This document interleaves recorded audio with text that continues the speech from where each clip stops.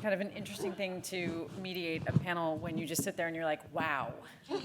I think what was so amazing, just to set off before other people have questions and things to say, which is sometimes for those of us who, so I've done museum reviews, and we sit there and we come and visit, and we can say all the things that you, it's like, nitpicking.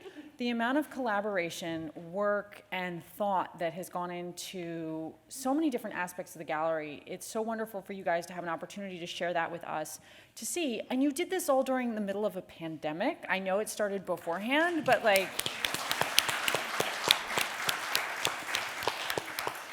it's just tremendous, and thank you for sharing so much of your process with us today so that we can understand it and see it, because it was just such a wow moment to walk into the galleries, but we can see how much goes into it, from scholarship, from conservation, and also from actually managing to take ideas and make them real and then get everything there and not break anything.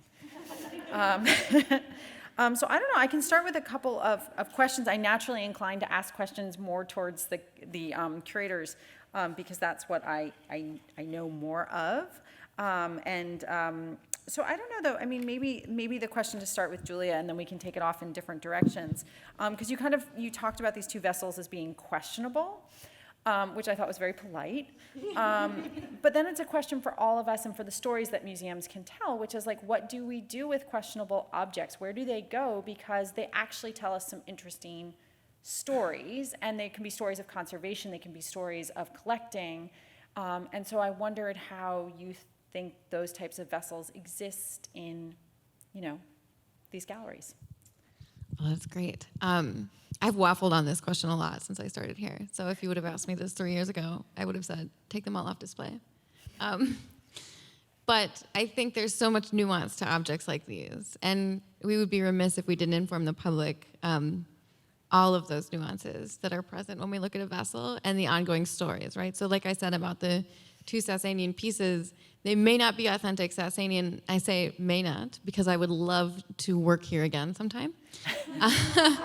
So they may not be authentic pieces, but they are part of a repertoire of Sasanian fan art, which I think speaks to this wonderful longevity of this art. And so sharing that with the public and not treating them as spurned objects that we should keep secret, but rather the transparency with the public to say, this is what we've learned about this piece. So the public knows that we don't stop researching an object when it hits a shelf.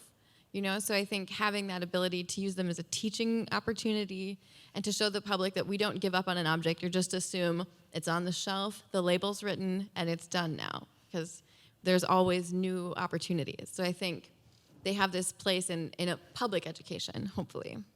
Well, it almost kind of relates to a little bit of what Sarah was reading about codes and about needing to have codes to access museums or to understand things. And by kind of, in some ways, presenting objects that might be questionable, it's also a museum, in a sense, being honest about sometimes when it bought things, because I think sometimes museums, I think we're doing now more questions about this, but presented as kind of infallible bastions of knowledge and kind of creating opportunities for different stories or acknowledging stories that go with objects maybe also helps people to find museums more accessible, because they can say, oh, well, maybe the museum doesn't get it right 100% of the time, but that's okay because I don't get it right 100% of the time. So I don't know, I think that kind of makes a kind of interesting conversation and story possibly there as well. Well, here, I can ask a couple more questions, and I feel like, I don't know if you guys have questions, or Morag, if you have thoughts that you want to start and ask them some questions before I ask more. Well, I just wanted to say that one of the most effective museum exhibits I've ever encountered was at the OI in Chicago. They put fakes on display and explained that when they bought them, they absolutely thought they were the real thing, and they had done due diligence in their provenance research, but they explained that in museum collections and in private collections, statistically, you're going to own a fake. And it's good to own up to this and to, explain or to code for the public exactly what, that they aren't infallible, as you said, Lizzie. And so I think it's super helpful to have that. And I really enjoyed, I enjoyed everything, but I really enjoyed learning, about your Sasanian pieces, because that's pretty fascinating, actually, I think. I do. I think one of the first things that Ainsley taught me when I got here was that our goal was to decenter the all-knowing museum voice. And I have thought about that so many times because I like the idea of bringing our readers, I'd say readers, visitors, along on a journey that at times might feel subversive. To bring them along and say, well, we thought this was real, but now we know it's a forgery, and now you know it's a forgery, and we share this information and collaborate in this, what could feel conspiratorial, but I think it bolsters the confidence of an individual in a gallery to say, where did this come from? How do you know that's real? And I think we don't expect people to ask that, and they should. So that was thanks to Ainsley, though. So I have a kind of a question for Tori and for Kim, which is, these are very different galleries than maybe some of the other galleries that you have at the museum. How has working on these projects for either installation as well as for design and collaboration influence what you're going to do next at the museum? How does it inform what your next projects are for the museum and working? What have you learned from doing these galleries that maybe our audience could hear about? Yeah, Kim, I can start if that's... excuse me, sorry. So my favorite term that we developed during this was baby tombstones, because I have small children, and sometimes that's how you learn to just talk, and it infiltrates your professional career. But so we found, though, that there's this need for larger interpretive text, especially when we're installing objects within cases. We have very restricted areas to put that text. Pair that alongside with all of our steps forward in accessibility and making sure point size is visible to the majority of our visitors, we need another solution. We need another way to, pair this information that's necessary with the objects. So I'm finding now at this point, baby tombstones are not just in the ancient Middle East, but they are going to infiltrate other parts of the museum as well, and it gives us a direct connect to that object. There's no question as to what that information goes with. I'll have to say that this particular gallery was the most ambitious gallery reinstallation of my career here at the museum, and specifically working through the challenges of the ancient shrine temple, but then also quite a bit of work went into the contemporary art glass windows that were installed. So having kind of the gamut of the ancient merging with the contemporary is something that was really excited and something I look forward to working with Ainsley and other curators again in the future. And I think we're much more as a museum talking about content and subjects rather than just the chronological display of art objects. So I'm excited about that. Because you have an Azumi room to install soon, so I feel like you get another challenge next to dealing with wooden structures. So I guess, let me think, does the floor have questions? Okay, so do we have some mics that we can bring around to the floor? While we're waiting for that, can I just say something? Because I want to say that we should be applauding everyone in this museum in this moment, because this is the game changer for museums going forward in being proactive and in both the installation but also the interpretation and tackling the really difficult subjects that we are faced with as museum goers in the 21st century. So kudos to you guys. Amazing.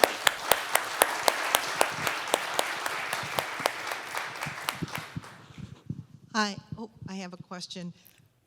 On the color of the background wall of the temple, what made you decide to go with the beigeish color? Because from what I understand at that time, these pieces were painted, so there's just lack of color. So I just was wondering, what was the decision to not incorporate any color? So, do you mean in the video or in the gallery itself? I think she means behind Oh. the... That's me, yeah. So that was a big topic of conversation. We didn't want it to just feel like sand. But it still needed to be a neutral enough backdrop to showcase every type of art that's in that gallery, right? We don't just have stone in that gallery. We have metal, paper, right? Yes, maybe, no paper, other objects. Gold, clay. See, This is why she's the curator and I'm the designer. But we came with this warm backdrop that tied itself to the lobby. We had to take that in consideration, and then also take in consideration how this gallery transitioned into our next spaces. So we did put lots of color, as our Shazia red was so lovely named, in the wings. But it was that neutral backdrop that really let the artwork be what shined here.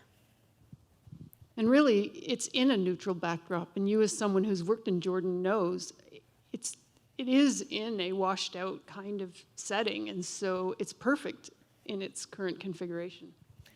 I think the one other thing I would also add is, while we know that these things would have been painted because of the nature of the survival of the stones, we don't know what colors they were. And so the problem there is if you put color on, you are putting another level of interpretation that isn't based in necessarily reality, science, or research. And so sometimes just acknowledging that they would have been painted is a step in a better direction than trying to put another level of interpretation on it. Would be the other thing I would add. While I remain in awe of this project from conception through execution, before the symposium's over, I'm very curious if you know, perhaps from reading Nelson Glick's notes, why Nelson Glick chose Kermit et Tenur as his project. Do we know? We do, actually. This is probably a question that Joe would love to give a lot of details on, and which Joe and I wrote together about in the catalog. But it was an invitation by the Transjordanian officials inviting Nelson Glick to come and look at the site and consider it when some local individuals in the area, I don't want to say discovered, because I don't believe this material was ever really unknown. I think people probably knew about it for centuries. But when attention was brought to it, an invitation was extended to Nelson Glick to be part of the excavation project. He was already a pretty big name in the area, mostly related to his survey work. I've got the mic. Kim, are we finished? Because when you come from the main lobby, we've got the tables and chairs over there in that great big space, and I guess some of us are hoping there'll be more stuff there. That, we're terming that area the forecourt, and the director and the curatorial team are in the process of deciding the future of that space. Hey, we've seen the exhibit a few times, and I'm just astounded about how beautiful it is. But the setting of the stones on the shelves, they look as close to as possible to floating there. How are they secured in the case of an earthquake without do you have holes drilled in them? How are you keeping them on those shelves?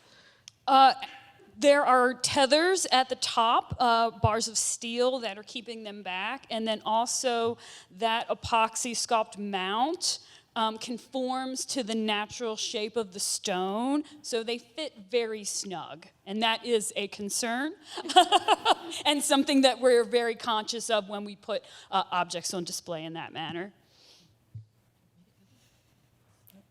I'd like to talk about the light. I think when most visitors walk in, their first impression is going to be how filled with light that gallery is.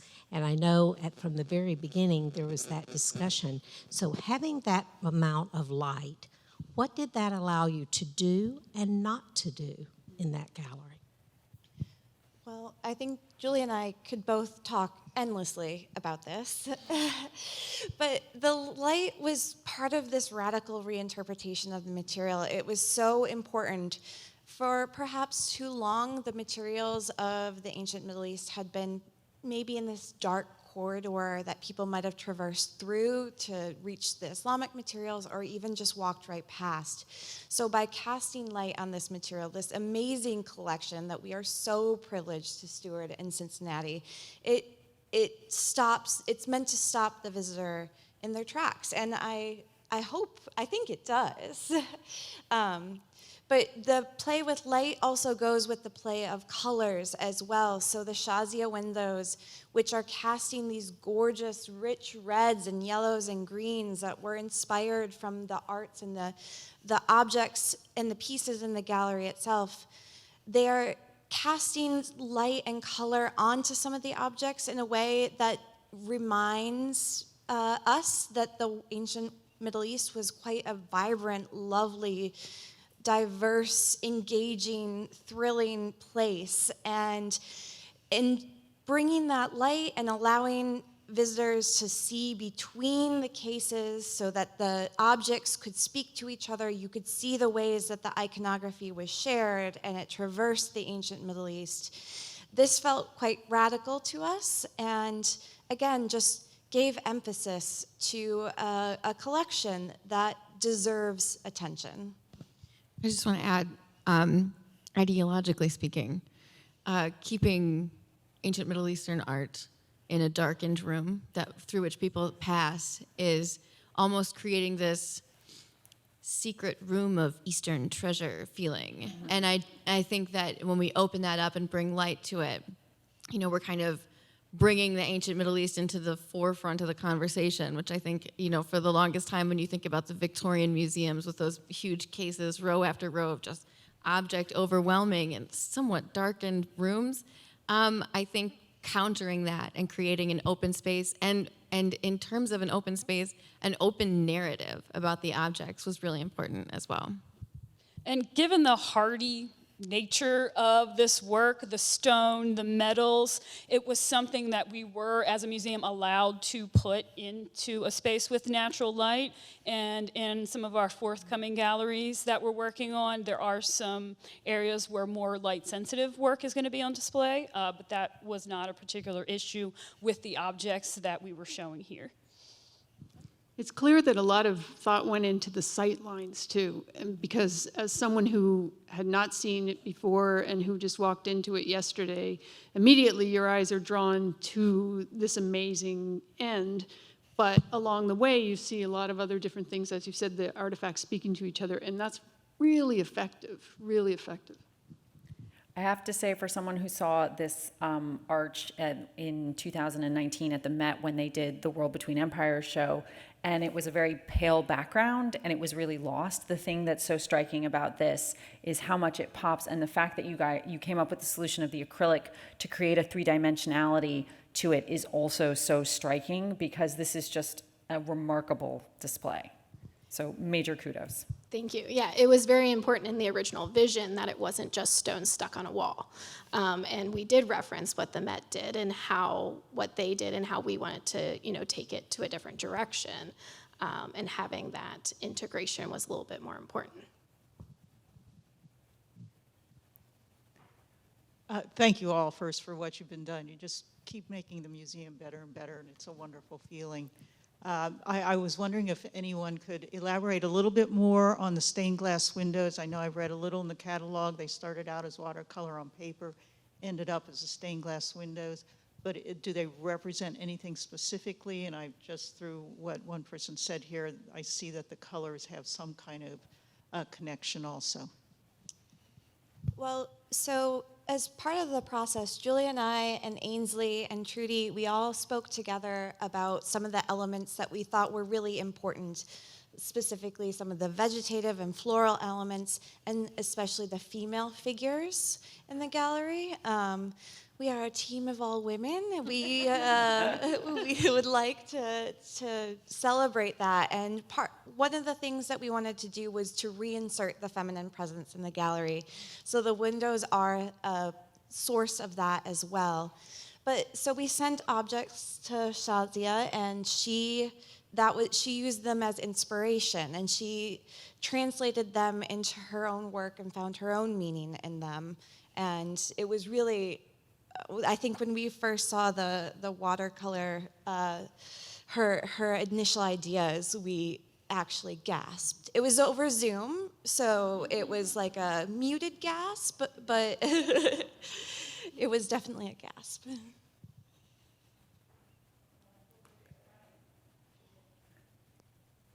Hi, I wondered how, with your limited space, you chose what objects would be on display, and if any of your personal favorites did not make the cut. And if so, if you do have some favorites that are not there, is there the opportunity maybe later to have someone do a video recording or maybe like a live walkthrough to see some of the items that are not on display and give a description? There's a lot of objects I'd love to see in the gallery, but what really the choice came down to was what narrative do they tell us all together, right? So there were some that we might be emotionally attached to that just didn't seem to serve the larger narrative. And the further along we moved in our interpretation and in our research of the objects, the more clear those standouts became. And it was, a time to decide when to remove them. And so there are several pieces that I think it would be interesting to see how you could, teach about them online or something like that and offer a video. But again, the strength of the narrative told by these objects that are in the gallery was so visible to all of us that even though we did have objects that we were attached to that weren't in the gallery, the strength of it couldn't be denied. It became all the emotional trauma of losing them to storage was minimized very much because the narrative that these objects all tell became so strong. The interchange between iconography, the expression of art, floral elements as they pass through centuries. I mean, it became so clear that anything that didn't fit in that would have disrupted that.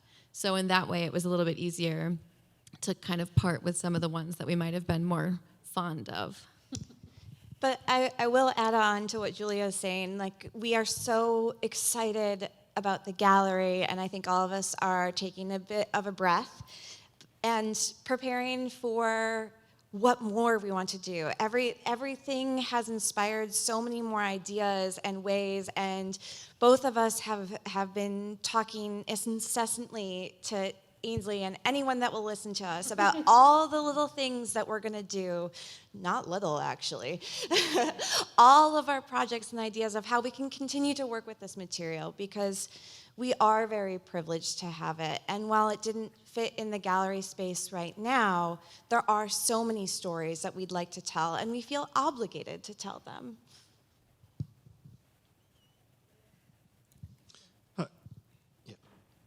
This is probably better directed towards Ms. Rechtenwald, but with her not being on the panel, if anybody's able to answer this, I would appreciate.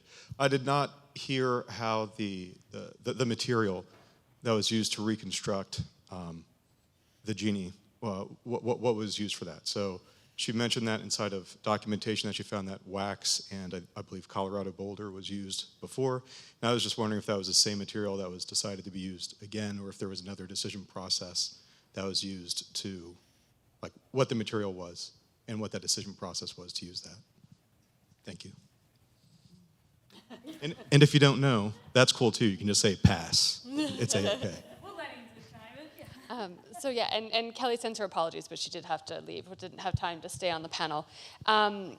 So I don't know exactly what it was that she used, but it was an adhesive and a conservation grade adhesive, so it wouldn't be something that you would just sort of pick up anywhere, but we could get that information to you, absolutely. The main thing was the removal of the wax, and that was what was so important, that wax is really, really detrimental to the object, and it fails quite quickly. So I think what she deals with, and we've been talking about the past 70 years, right? We've been talking about how this collection was formed, a lot of it in the 1940s and 1950s, and a lot of the restoration work and conservation work that was done there and a lot of the adhesives that have been used then are now starting to degrade and fail. So she chooses adhesives that are reversible, but also that have that strength to hold up in the gallery.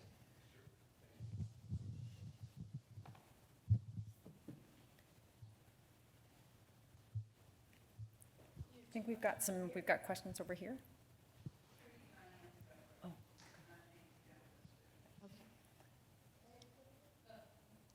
So I'm not clear if I haven't read every bit of the panels in the room, but there was something you did with your talks that helped me see the whole thing in a new way. And it was the model. It looked like a cardboard model, but you may have done it online. And it looked like it was sitting in a courtyard with the columns on both sides. And Yes. as if you entered a doorway to see that. I never got that before. I never understood that. And a couple of years ago, I went to Petra for the first time.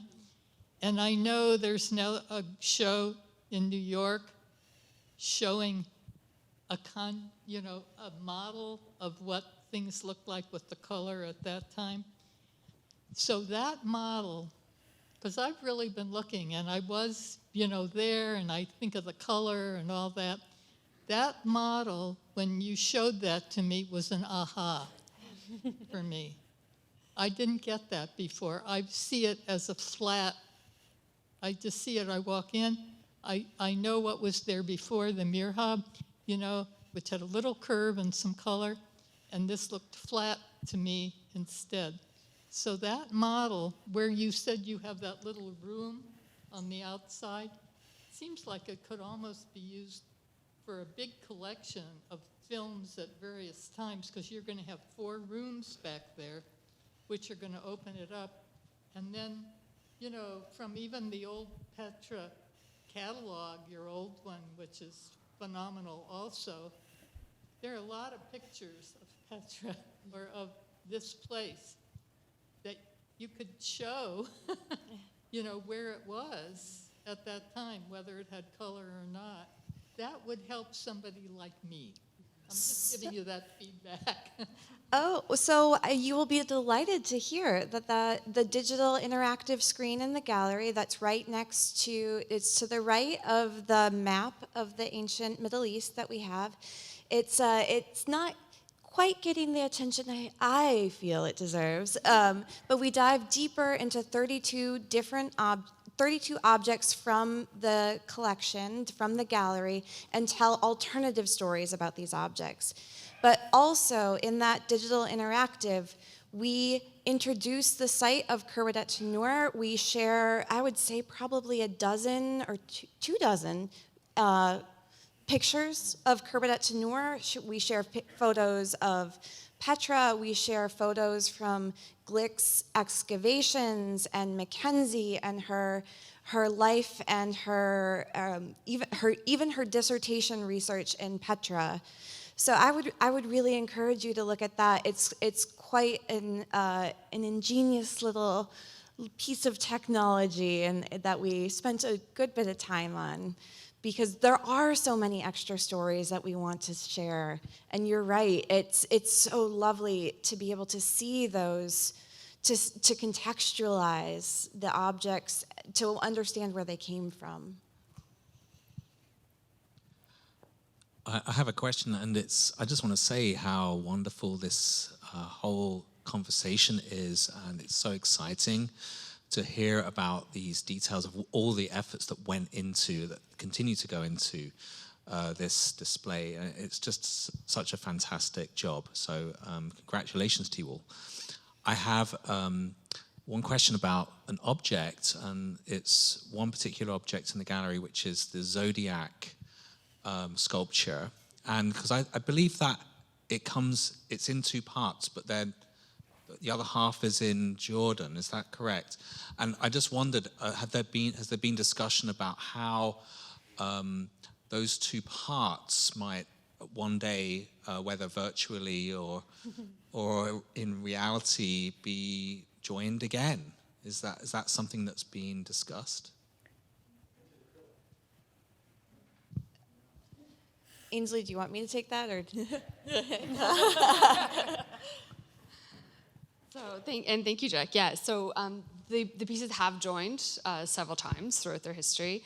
Most recently at the Met Show, they were brought together. They had wonderful loans from the Department of Antiquities, and they were joined in the Petra Show. And both we have and the Jordan Museum, actually it's the Petra Museum, has a plaster cast of the other piece, so that there is this sort of like coming together of the unified sides. Yes, and then in the early photographs too, that like first Photoshop vision. So it's a wonderful opportunity and a wonderful collaboration too for the futures of the two countries and the two institutions to keep on having those conversations. We do have that photograph digitally available on our digital, as what Sarah was just talking about, on the digital resource in the gallery. So we do try to fill in that narrative and show that they have been joined before. And do look at that digital interactive. Please do. So much time went into that thing. Never again will I make a digital interactive of that size and scale, because it sucked up like 2 years of our lives. So we're probably coming close to an end here. If there's any sort of remaining questions, and otherwise we'll wrap up. I wanted to, I think the things I have done that I know are hard are the things that stick out, and I wanted to applaud. Was it Katie that did the drawings there? Yeah, That is impressive. I've done some of those, and they take a lot of work. And also, all 5 of you, as Kelly had to leave, trying to wedge as much as I did into 20 minutes is very difficult, and your presentations were just masterful, all 5 of you, so well done. And finally, since I still have the microphone, I was thinking about this kind of vision of using objects from Jordan to celebrate, back to your talk, Lizzie, and I feel like this accomplishes that even better than a column from Jerash in Queens. And really, I think, it does great honor to Jordan. So I wanted to share something because my colleague, Patty Gerstenblith, and maybe some of you are familiar with her, she's a cultural heritage lawyer. She's a law professor at Depaul. She has a PhD from Harvard in Near Eastern Archaeology and Anthropology. She told me that it's the collection here that inspired her to go into her line of work, because her husband was a rabbinical student at HUC. And so I forwarded her the program, and she was like, "Oh, this is fabulous. Is it going to be online?" She's in San Diego, and I said, "No, but it's going to be on video on the YouTube site." And then she told me her story, and I've known Patty for a long time, and that's the very first time I've ever heard what inspired her to go into this. So clearly, objects do act as ambassadors, and they are doing their job, and you guys are doing an amazing job going forward with that. I think we can't say more than that, really, and should just say a big congratulations. All right.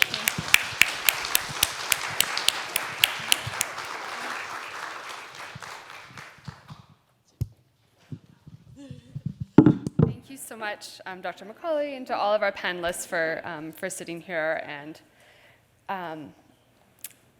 answering your questions, enjoying the day, enjoying the discussions. It's been a wonderful day and a half. I didn't prepare any closing remarks because, well, I ran out of time. But who needs closing remarks? It's a beautiful gallery. It's gorgeous. Thank you for coming. Thank you for enjoying it. Please go spend some more time there. 20 minutes before the museum closes today, but come back another day and come back and see what we're continuing to do. Our Arts of the Islamic World Gallery, the newly named Jolin and Byron Gustin Gallery, is opening in June. So that's a wonderful opportunity to come back and see some more objects on display. And then we have the Anu and Shakar Mitra Gallery of South Asian art opening in September and December. So come back for the full installation of December of those. And for everything else that's happening at the museum. Thank you.